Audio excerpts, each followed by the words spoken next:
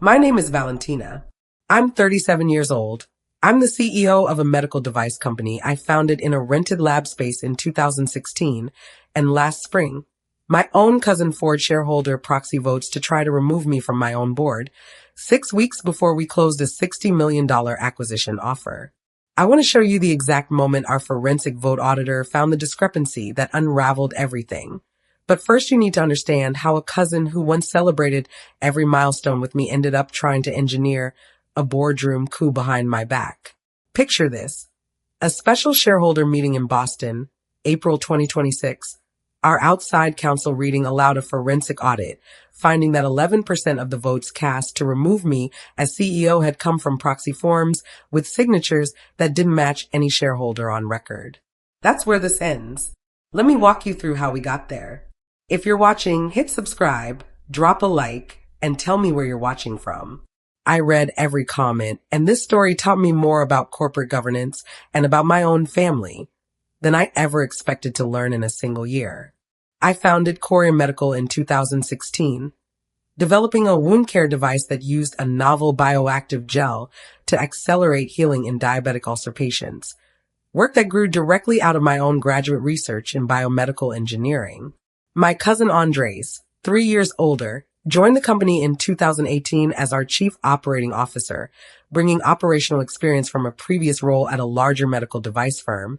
And for the first 5 years, our partnership felt like exactly the kind of family collaboration people romanticize, trusted, efficient, built on genuine mutual respect. I remember in those early years, the two of us working out of a converted garage space near Cambridge, running our first small batch clinical trials with equipment we'd half scavenged from a university surplus sale, splitting a single bag of coffee between us most weeks because neither of us was taking a real salary yet. Andres used to joke that we'd either end up rich together or bankrupt together, and either way, at least we'd have done it as family.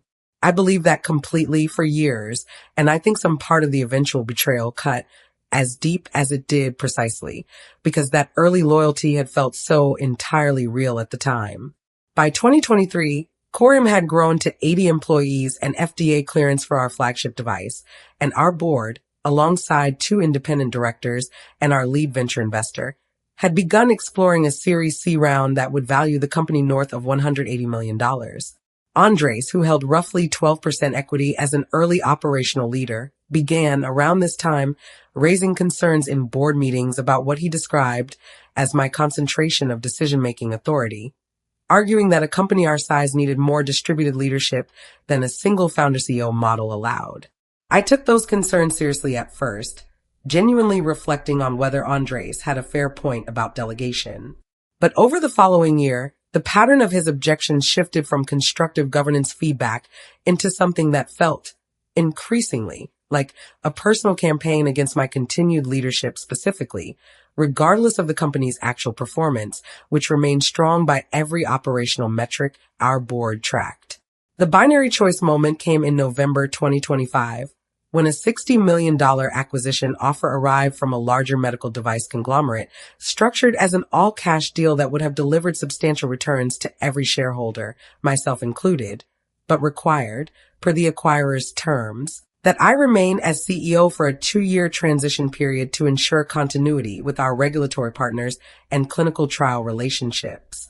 Andres opposed the deal specifically because of that condition, arguing in a board meeting that the company should instead pursue continued independent growth under revised leadership structure, a phrase that made his actual objective, in hindsight, considerably clearer than I understood it to be at the time.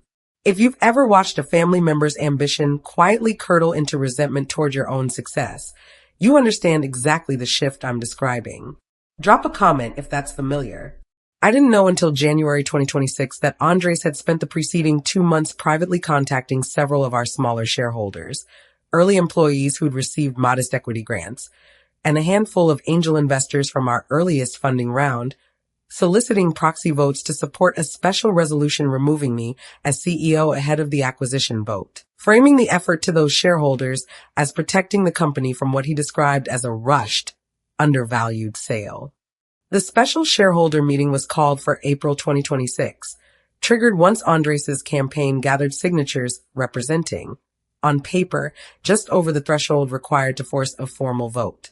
I remember receiving that notice and feeling a very specific, disorienting kind of betrayal, not just professional, but deeply personal. The sense of a family member willing to use the company I built from nothing as the battleground for a grievance he'd apparently been nursing in silence for years. Our general counsel, a sharp corporate attorney named Priyanka Menon, advised that under Delaware corporate law, any proxy vote could be independently verified against our shareholder registry before the meeting proceeded, a standard governance safeguard most companies rarely need to actually invoke. We retained a forensic vote auditor, a firm called Halloran Governance Solutions, to verify every proxy submission ahead of the April meeting. Halloran's audit, completed over 3 intensive weeks, uncovered something none of us had fully anticipated. Of the proxy forms submitted supporting my removal, 11%, representing for separate shareholder accounts, bore signatures that, when compared against our original shareholder agreements and known signature samples, showed clear inconsistencies suggesting forgery rather than authentic authorization.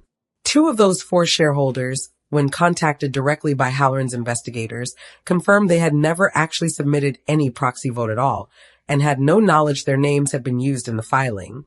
One of those 2 shareholders, an early employee named Farrak Patel who joined Corium as our second hire back in 2016, told Halloran's investigators he'd been genuinely stunned to learn his name appeared on the removal petition at all.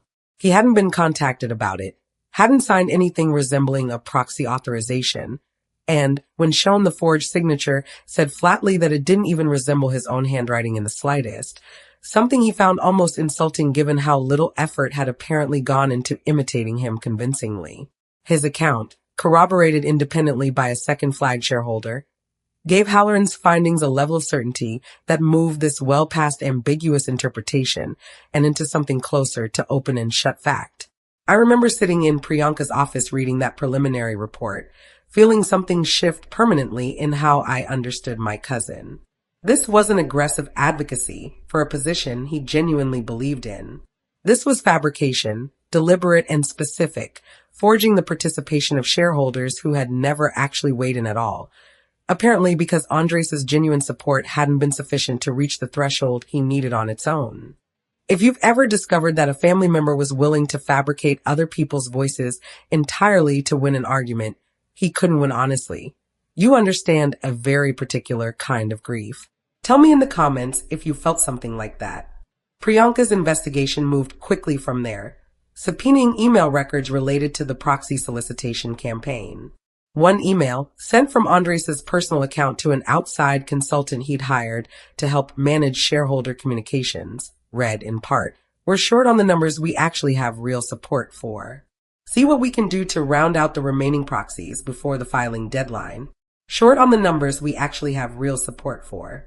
Andres had known in writing that his genuine coalition wasn't sufficient and had chosen fabrication rather than accepting that his position simply didn't command the support he'd claimed it did. We didn't confront Andres immediately.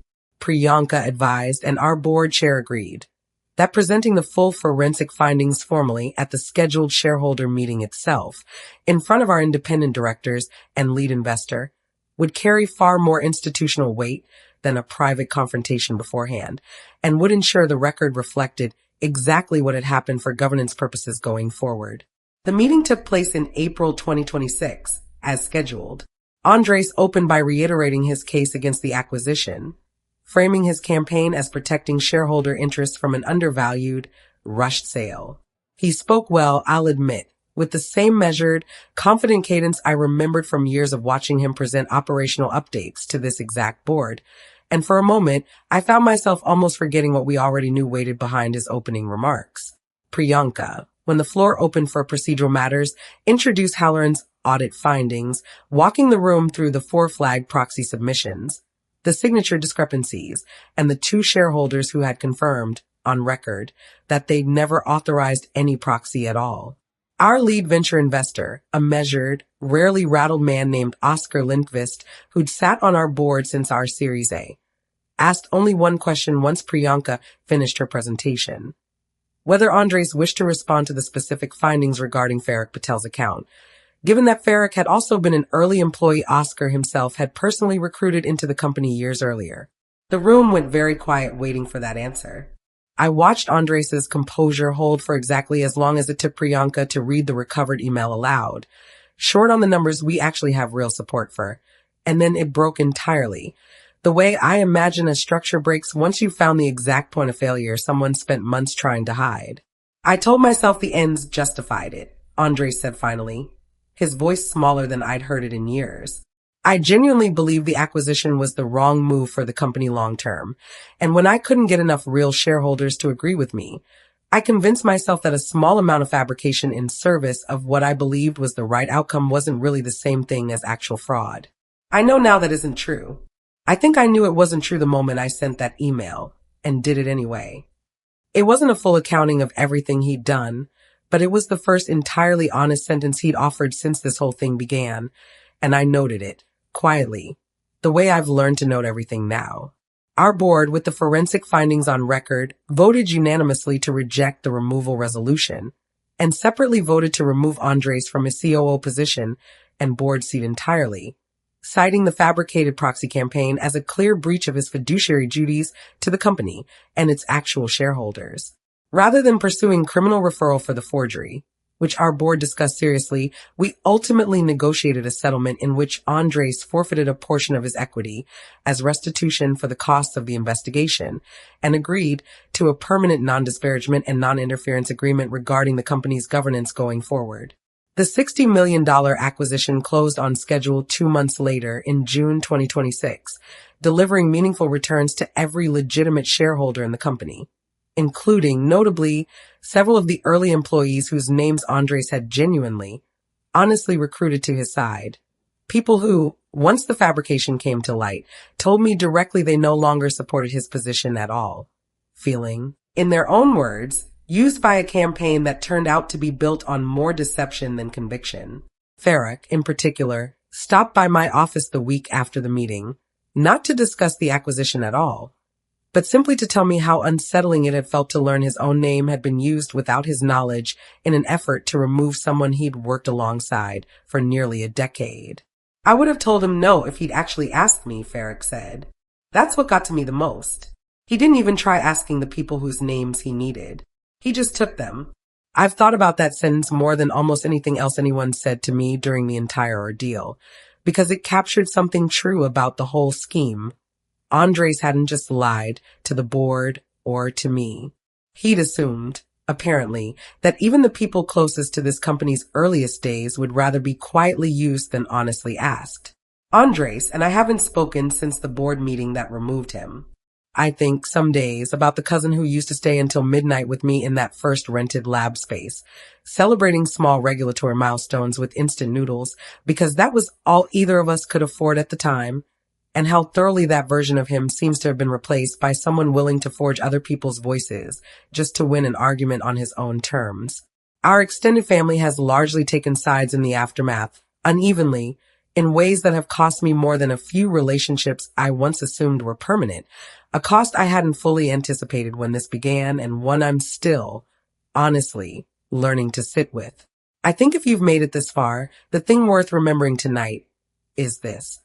A position that can't win honestly on its own merits doesn't become legitimate just because someone believes deeply enough that they're right. Genuine conviction earns real support. Or it doesn't, and the moment you start manufacturing the difference, you've already lost the argument you were trying to win in the first place. And in any organization, no matter how much family history sits underneath it, the record, checked carefully enough, will always tell you who actually spoke and who was only ever speaking for them. If this story meant something to you, subscribe, drop a like, and tell me where you're watching from. Share this with someone who needs it. I'll see you in the next one.